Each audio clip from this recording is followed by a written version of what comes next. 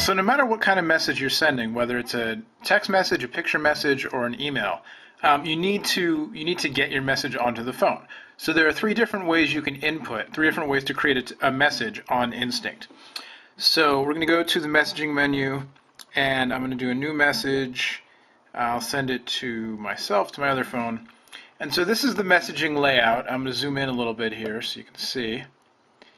And basically, you've got your choice between a horizontal QWERTY keyboard, or you can hit the button down here in the left corner. Now, when you're in this, before I get to that, when you're in this horizontal keyboard, you can type, you can switch to numbers, symbols, back and forth. You can also hide the keyboard to read your message, and there are cursor keys you can use. So let's say I'd typed out, I personally don't like this layout very much, the alphabetical layout. Just, I would have preferred to see a regular dialing pad T9 kind of thing for this layout. But anyway, so, hey man. So we'll hide that, and then you can use the keys to move around, whatever. You can also change the font size, make it easier to read. So now you go back, you can hit this button in the corner, and you can go to handwriting mode. So I will attempt to write "what's up" with my fingernail. The handwriting recognition, I haven't played with it too much. It seems pretty good. I have lousy handwriting, and so I would never use the handwriting mode. But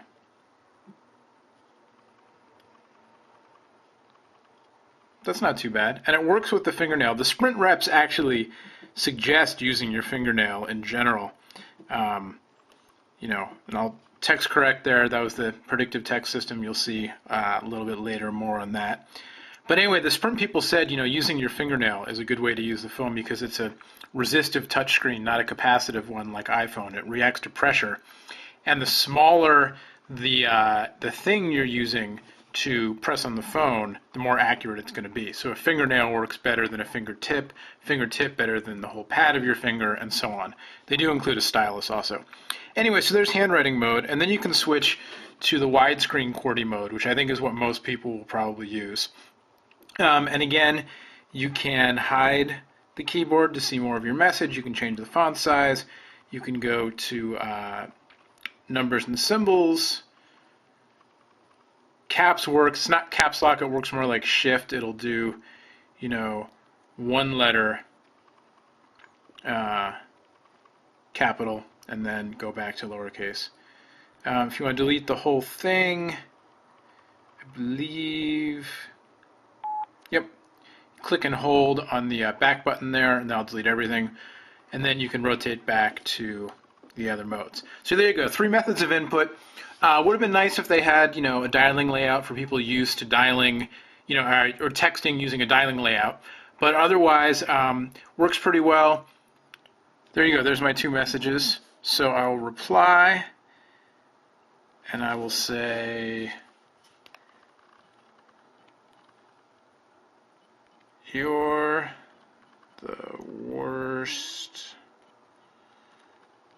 texter ever." Because that's what everybody tells me on YouTube, that I'm just terrible at text messaging. So now the underlined, the red underlined words are words that the dictionary doesn't recognize. So texter I'm going to leave, but "your" is missing an apostrophe, so I click it.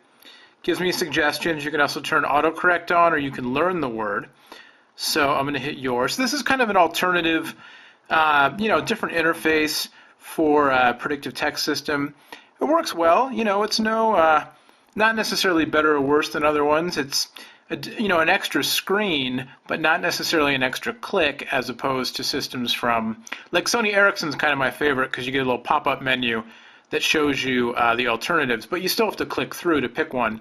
So this isn't any different. So I'll hit done, and I go back to the vertical look, and I'll hit send, and it goes through. Okay, and now I've got a threaded message going where the ones that came into the phone are in blue, mine is in black. So I'll send one more from the other phone just so you can see.